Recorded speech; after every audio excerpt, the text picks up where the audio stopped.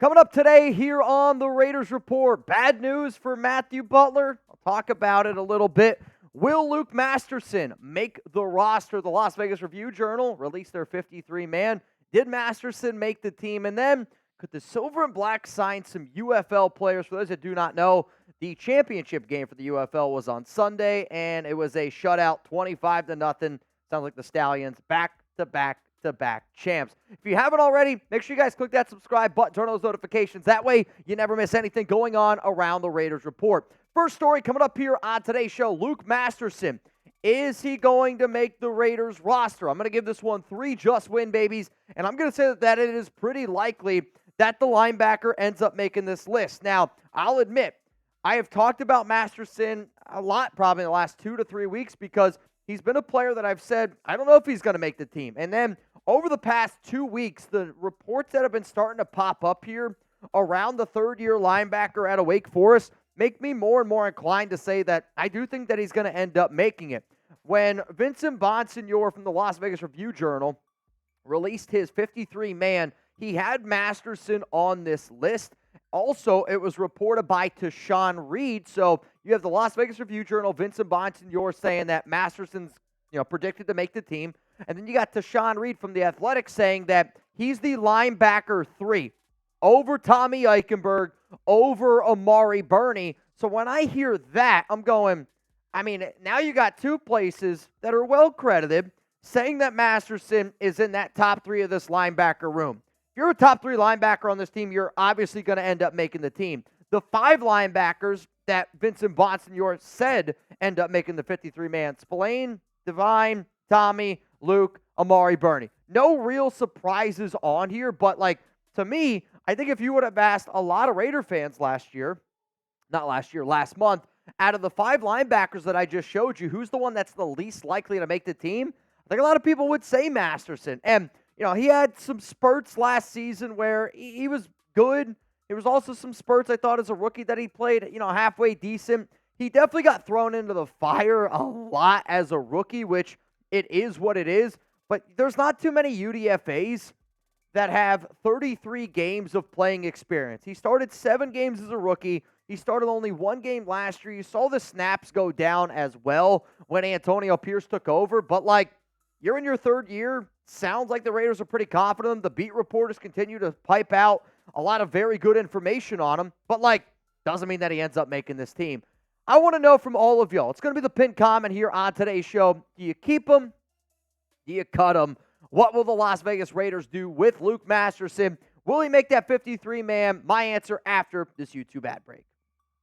For me to give something 3 just win babies, you probably already know where I stand, and I am going to say that 75-80% chance I would say Masterson does end up making this team. Now, maybe a few other players end up, sticking out a little bit more. I'll also say because of the fact that the Raiders have these new special teams rules, Tom McMahon, Raiders special teams coordinator, said that they are going to rely on linebackers a little bit more. But, if you cut them, you save $985,000, which, for the Raiders NFL teams, not a lot of money. You're only going to eat $3K.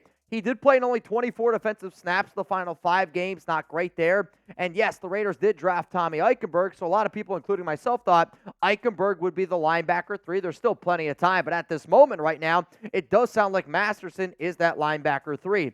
From his numbers from his first 2 years in the NFL, you can see as a rookie, he had to play a lot more snaps, and that was more to do with some injuries that popped up at the linebacker spot. Last year didn't get as many runs or, snaps, if you will.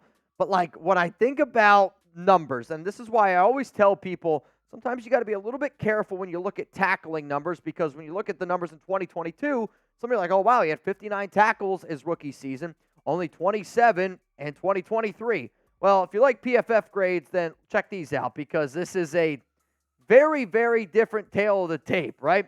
Overall grade as a rookie, 30.8. It's one of the lowest grades I've ever seen from an entire season. Though last season, very limited sample size, an 86.9 overall PFF grade. In his 3rd year, you're entering another year with Patrick Graham. You're entering another year now with Antonio Pierce. Can Masterson take that step forward? Can he get better yet again? And I always say on the show that I'm willing to bet on our defensive staff because I do think we have one of the best defensive coaching staffs in the entire league. But what's intriguing about Masterson is I believe that the Raiders end up keeping Amari Burney. You're obviously going to keep Tommy Eichenberg. Is this team going to roll with 5 linebackers, a team that I do kind of anticipate most of the time only plays 2 linebackers for the majority of their main defense? Coming up next here on the show, let's talk about Matthew Butler and why I'm saying there's bad news for the third-year defensive tackle out of the University of Tennessee, though he's probably happy that they got a dub in the College World Series. I know for me personally, that's the team I'm rooting for. Before I get into the bad news around Matthew Butler, if you're wondering, Mitch, how many videos do you make every day? We put out at least 1 video every day, and we're also putting out a ton of videos. Every single week we go live, and I know that so many people are busy and don't have the opportunity, don't have the time to watch all of our videos. Heck, Ron Raspberry's in Las Vegas right now with his daughter who's about to become a Raiderette. Like, you guys have a lot of other important things to do, especially Father's Day weekend. My point is this. I don't take any days off. We don't take any days off here. And if you don't take any days off either, I want you to check out all the videos that we've made this month in June. That link is going to be available to y'all down in the comments and in the description of today's show. Chatsports.com/RaidersJune 2024 is the link. You can check out every single video that we've made. OTAs, minicamp, free agent targets, trade targets, cut candidates. It's all on there. June 2024. Check out all of our videos. All right, let's talk about Matthew Butler now. And I made a video last offseason about the Raiders cutting Matthew Butler, and a lot of people got upset about it. It did end up being true. He did not make the 53-man, but he was able to get re-signed, hung around on the practice squad a little bit. And in terms of Butler getting cut this offseason, I'm going to say it's a coin flip. I'm going to give this one 2 just win babies and say I can make an entire show around here are the 10 reasons why the Raiders are going to cut Butler. I can also make a show around here are the 10 reasons why the Raiders would decide to keep Matthew Butler. Now, the Las Vegas Review-Journal, they released that 53-man roster projection, and Butler was left off of their list. And I know that sometimes we can get caught up in recency bias a little bit because Butler did not participate or practice during Raiders minicamp. It was only 2 days, but it's still like, I do think it's an important thing to note. From the defensive tackles that ended up making it, it was Wilkins, Jenkins, Butler, Byron Young, and Nesta Jade Silvera. So when I've done my 53-man roster projections in the past, I've kept 6 defensive tackles. I'll also say, it could depend on how you view Tyree Wilson, where the way that I view Wilson is the same way I view Brock Bowers of Wilson's going to play defensive end. He's going to play defensive tackle. Brock Bowers is going to play tight end. He's going to play slot wide receiver. But like what I thought was interesting, because to me, the final piece here for defensive tackle could come down to Nesta Jade Silvera, and it could come down to Matthew Butler. So let's play a little bit of a game here. If you can only keep one, I want you to type 91 for Butler, and yes, he changed his number yet again. And then Nesta Jade's going to be rocking 99. If you could keep only one player on this current Raiders roster out of these 2 names right here, who are you rolling with? And the reason why I am going to end up going with number 99 over number 91 is for 2 big reasons. The number one reason is the coaching connection. If Antonio Pierce has any kind of connection to a player, and I'm trying to get that like Jack Jones swagger, where everybody thought Jack Jones was nothing, see you later, ends up coming to the Raiders. Now he's, I think, one of the better corners. He's a top 30, top 40 corner in the NFL, outside corner. Then you have Matthew Butler. Not part of this regime.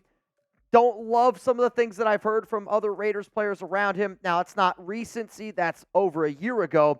But what I think the Raiders need more is a nose tackle. And to me, Butler is not a nose tackle, where I think Nesta Jade at 6'2", 305 pounds is a better anchor than what Butler is overall. So because of that, I'm going to rely on our defensive tackle depth a little bit more, and I'm going to say that I think Nesta Jade does have a higher ceiling than Matthew Butler. So for that reason, I'm going to end up keeping him. Coming up next here, could the Raiders sign a player from the UFL? This has been a question that I've gotten multiple times when we've been live. It's also been a question that I've been asked just from other fans out there, like, hey, who are some UFL players that we can look at, target? I'm going to tell you who they are here in just a moment. But for those that do not know, it's June, and it's also FKC week. So every video that I do this week, I'm not even shitting you. If I'm going to do a Madden simulation, I'm going to bring my A game. If I'm going to treat it like a game day, I'm going to treat it like a game day. I'm going to treat it like a game week. So every video that I put out this week, spam FKC down below. This game's going to be going down on Thursday, June 20th, 4 p.m. Eastern Time, 1 p.m. Pacific is when we're going to be going live. I don't want you to miss it. It's going to be a hell of a time. You got to keep your friends close, but man, oh man, when it's the Kansas City Chiefs, you got to keep your enemies just a little bit closer. If you want us to take a screenshot, save when we are going to be live for all of our Madden simulations this offseason. You can see the dates. They are in the parentheses. If I have to switch something up, I'll let you know. Just another reason, though, to subscribe to the Raiders Report content every single day. Let's go to the final story here on the Raiders Report. Are the Silver and Black going to sign a UFL player? This is a really difficult question. I will say this. I'm only going to give it one just win, baby. So I do think there's a small % chance that they do end up signing a UFL player. I'll say that there is a 3 just win, babies chance, though, that they try out at least one guy. And the reason why that I'm confident they at least try out one player is because of Tom Telesco and his... He's done this path before where he has signed XFL players. He has tried out UFL players. He has brought in some of these younger guys, and maybe Telesco's a sucker for a good UDFA just because he's had so much success finding UDFAs in the past for, the Chargers teams. Like, Brandon Faison, UDFA. Tyrell Williams, he was a UDFA. Austin Eckler, UDFA, right? So, to me, the Raiders have some success. I also love that Chugs put Dwayne The Rock Johnson on this thumbnail. I appreciate the fact that it's silver and black, too. It makes it even better. But Telesco has signed 5 XFL players from the moment that he was with the Chargers as a GM.